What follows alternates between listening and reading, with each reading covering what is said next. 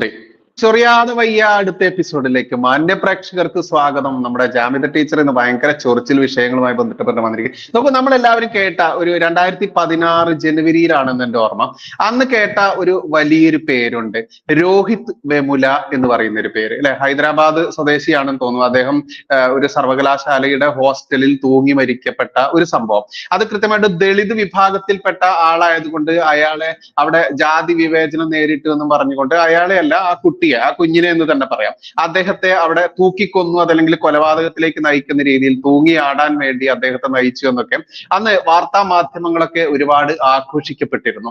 മാത്രമല്ല അന്ന് എനിക്ക് തോന്നുന്നു ഇന്നത്തെ പിണറായി സർക്കാരിലെ മന്ത്രിയായിരുന്ന MP രാജേഷ്, ഇതിനു മുൻപ് അയാൾ സ്പീക്കറായിരുന്നു, അദ്ദേഹം അടക്കമുള്ള ഈ കേരളത്തിൽ നിന്നുള്ള MP-മാരൊക്കെ ആ സർവകലാശാലയ്ക്ക് പുറത്തൊക്കെ പോയി നിന്നുകൊണ്ട് വലിയ കോലാഹലമൊക്കെ സൃഷ്ടിച്ച, സമര കോലാഹലമൊക്കെ സൃഷ്ടിച്ച നാളുകൾ തന്നെ നമ്മൾ കണ്ടതാണ് 2016. അതായത് നരേന്ദ്രമോദിജി അധികാരത്തിൽ വന്ന് 2ാമത്തെ വർഷമായപ്പോഴേക്കും അദ്ദേഹത്തെ താഴെ ഇറക്കാൻ വേണ്ടി കിട്ടിയ ഒരു സുവർണ അവസരം എന്ന രീതിയിൽ മുതലെടുക്കപ്പെട്ട ഒരു സംഭവമായിരുന്നു അത്.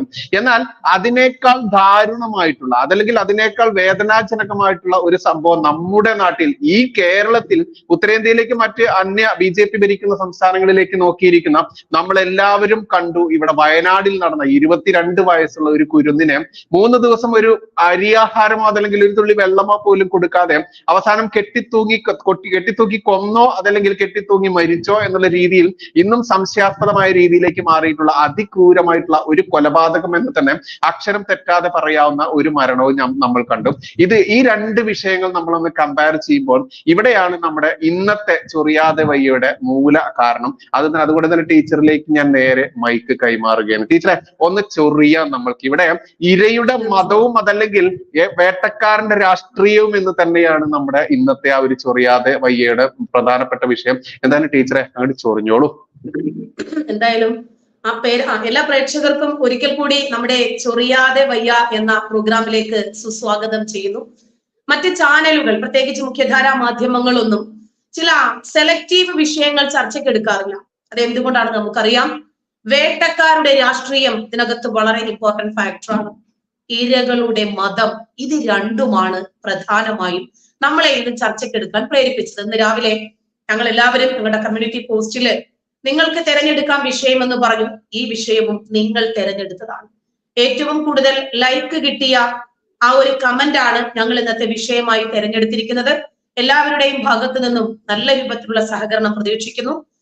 ഈ പരിപാടി തുടങ്ങിയപ്പോൾ ഇത്ര വലിയ വിജയത്തിൽ എത്തുമെന്നൊന്നും പ്രതീക്ഷിച്ചിട്ടല്ല, മറിച്ച് ഒരു തിരിനാളമെങ്കിലും കൂരിരുട്ടിൽ കത്തിച്ചു വെക്കുക എന്ന ഒരേ ഒരു ലക്ഷ്യം മാത്രമേ ഇതിന് പിന്നിൽ ഉണ്ടായിരുന്നുള്ളൂ.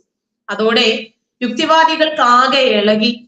സംഖ്യകളുമായി ചേർന്ന് ജാമിത യുക്തിവാദം മറന്നു എന്നൊക്കെ പറഞ്ഞു. ആ പറഞ്ഞ ആൾ ഒരു കമ്മിയാണ്. അതാണ് അതിലേറെ രസകരം. അതായത് കമ്മിക്ക് കുടപിടിക്കുന്ന രാഷ്ട്രീയം, ഇതാണ് നമ്മുടെ നാട്ടിൽ തുടങ്ങി വെച്ചിരിക്കുന്നത്.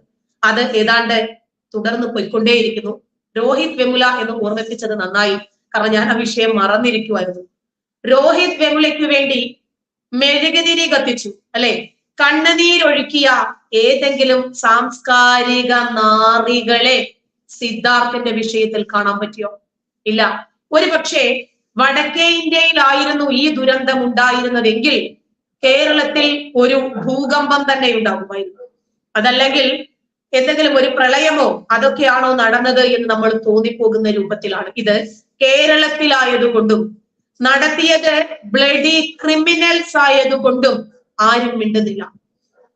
രോഹിത് വെമുലയുടെ ആത്മഹത്യ കൊലപാതകമാണ് എന്ന് ആരോപിച്ച് ഹൈദരാബാദിൽ പോയി സമരം നയിച്ച തീപ്പൊരി നേതാക്കളിൽ ഒരാൾ ഇന്ന് മന്ത്രിയാണ്.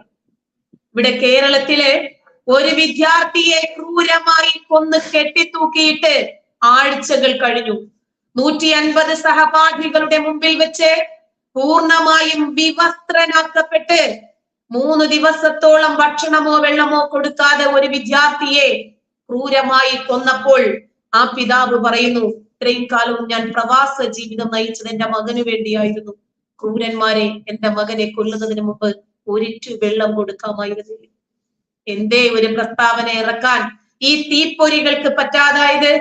ഈ വിദ്യാർത്ഥി കൊല ചെയ്യപ്പെടുമ്പോഴും ഇനിയും വിദ്യാർത്ഥികൾ കൊല ചെയ്യപ്പെടാൻ വേണ്ടി കഴുമരത്തിലേക്കാൻ വേണ്ടി കാത്തു നിൽക്കുമ്പോഴും വന്യമൃഗങ്ങളാൽ തെരുവിൽ മനുഷ്യൻ ആക്രമിക്കപ്പെടുമ്പോഴും കോടികൾ മുടക്കി എല്ലാ വർഷവും നവീകരിക്കുന്ന ക്ലിഫ് ഹൗസിൽ മരപ്പട്ടി മൂത്രമൊഴിച്ചതിന്റെ പുതിയ കുപ്പായം നശിച്ചു പോയി എന്ന് പരിഭവം പറയുന്ന മന്ത്രിമാരുടെ നാടാണിത്.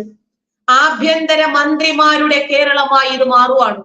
ഇതിനൊക്കെ കാരണം എന്താണ്? വർഗസ്നേഹം എന്ന രാഷ്ട്രീയമായ അടിമത്വമുണ്ട് ഇതിന്റെ പിന്നിൽ.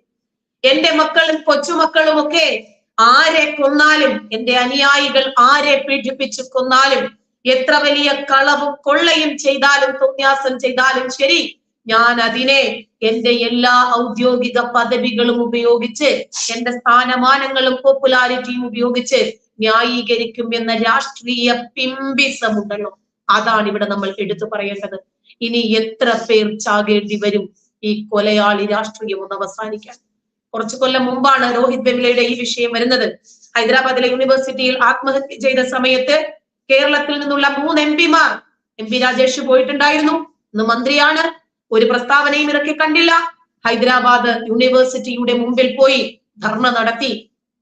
അന്ന് ധർണ നടത്തിയ 3 പേരും ഇന്നും മിണ്ടിയിട്ടില്ല, വാ തുറന്നിട്ടില്ല. എന്തേ? അവരൊന്നും ഈ വിദ്യാർത്ഥി ക്രൂരമായി കൊല്ലപ്പെട്ട കേരളത്തിലെ വെറ്റിനറി സർവകലാശാലയ്ക്ക് മുമ്പിൽ ധർണയിരിക്കാൻ ഇവരെ ആരെയും കണ്ടില്ല. നാണമുണ്ടോ ഇവർക്ക്? നാണമുണ്ടോ ഇവർക്ക്?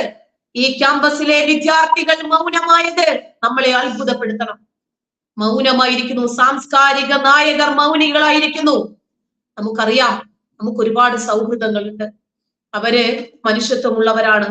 നീതിയും ന്യായവും സോഷ്യലിസവും കമ്മ്യൂണിസവും എന്നൊക്കെ നാഴികയ്ക്ക് 40 വട്ടം പ്രൊഫൈൽ പിക്ചർ മാറ്റി മാറ്റി കളിക്കുന്ന ആളുകൾ മിണ്ടുന്നില്ല. ആ നിശബ്ദത നമ്മളെ ഭയപ്പെടുത്തണം. രോഹിത് വെമുലയ്ക്ക് വേണ്ടി എസ്സേ എഴുതിയ ആളുകൾ, ചാനലുകളിൽ വന്ന് ഘോരം സംസാരിച്ച ആളുകൾ, ഇവരുടെ പ്രൊഫൈലുകൾ മാറ്റിയിട്ട് മാസങ്ങളായിരിക്കും. ഭയക്കണം നമ്മൾ. SFIക്കാർ ക്രൂരമായി കൊന്നതാണ് സിദ്ധാർത്ഥ് എന്ന ചെറുപ്പക്കാരനെ. അത് ക്രൂരമായി പോയി എന്ന് പറയാൻ പോലും ആർജവമില്ലാത്ത ഈ പാർട്ടിക്ക് വേണ്ടി ശബ്ദിക്കുന്ന അടിമക്കമ്മികൾ ചിന്തിക്കണം, നാളെ ഇവരിൽ ഒരാളായിരിക്കും ഞാനും എന്നത്. അതായത് രോഹിത് വെമുല മരിച്ചപ്പോൾ അവിടെ പോയിട്ടാണ് ഇവര് പ്രതിഷേധിച്ചത്. മതഭീകരതയുടെ മാരകമായ വഴികളിൽ നിന്ന് ഈ കേരളത്തിന് രക്ഷയില്ല. കേരളത്തെ രക്ഷിക്കാൻ ഒരാൾക്കും കഴിയില്ല. മാറി മാറി വന്ന എല്ലാ സർക്കാരുകളും ഇവിടെ മലയാളിക്കരയിൽ തന്നെ മാത്രം എടുത്താൽ നമുക്കറിയാം, ഈ മുസ്ലിങ്ങളെ പ്രീണിപ്പിച്ച് അവരെ പ്രീതിപ്പെടുത്തി ചില രാഷ്ട്രീയ സാഹചര്യങ്ങളിൽ തൽപര കക്ഷികളോട് പ്രീണിപ്പിച്ചു നിന്ന് തന്നെയാണ് ഇതുവരേക്കും ഇവർ അധികാരം പിടിച്ചിട്ടുള്ളതെല്ലാം. അതുകൊണ്ട് ഈ മതഭ്രാന്തിനെ, ഈ മത തീവ്രതയെ തള്ളിപ്പറയാതെ നമ്മുടെ നാട്ടിൽ ജനാധിപത്യത്തിന് നിലനിൽപ്പുണ്ടാകില്ല. മതം അതിന്റെ ഏറ്റവും വലിയ ഉൽപ്പത്തിയിലും സിദ്ധാന്തത്തിലും ചരിത്രത്തിലും ഫാസിസമാണ്. നമ്മൾ മനസ്സിലാക്കണം. നമ്മുടെ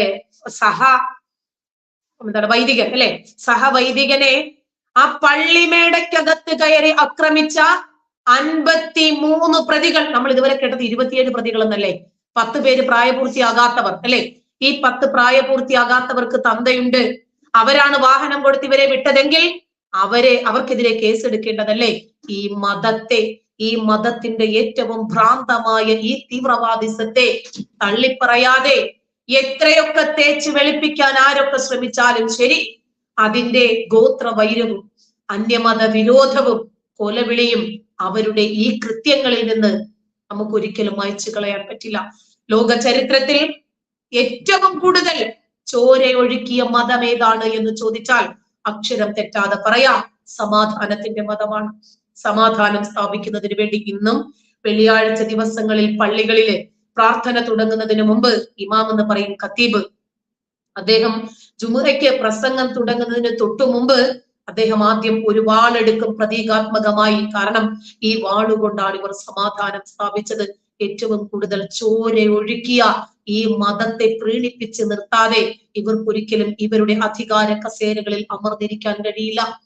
ഏതു മതത്തിന്റെയും ലക്ഷ്യം അവരുടെ മതരാഷ്ട്ര സ്വപ്നഭൂമി തന്നെയാണ് എന്ന് പറയുമ്പോൾ നമ്മുടെ നാട് ഹിന്ദു രാഷ്ട്രമാകുന്നതിനേക്കാൾ നല്ലത് മതേതര രാഷ്ട്രമായി നിലനിൽക്കുന്നതാണ് എന്ന് നമ്മുടെ പൂർവികർ ആഗ്രഹിച്ചത് കൊണ്ടാണ് ഇവിടെ ബഹുസ്വരത നിലനിൽക്കുന്നത്. ഒരു പക്ഷേ BJPക്ക് ലഭിച്ച ഈ ഭൂരിപക്ഷം ഏതെങ്കിലും ഒരു ഇസ്ലാം മത പ്രസ്ഥാനത്തിനാണ് ലഭിച്ചതെങ്കിൽ കാണാമായിരുന്നു നമുക്കവിടെ.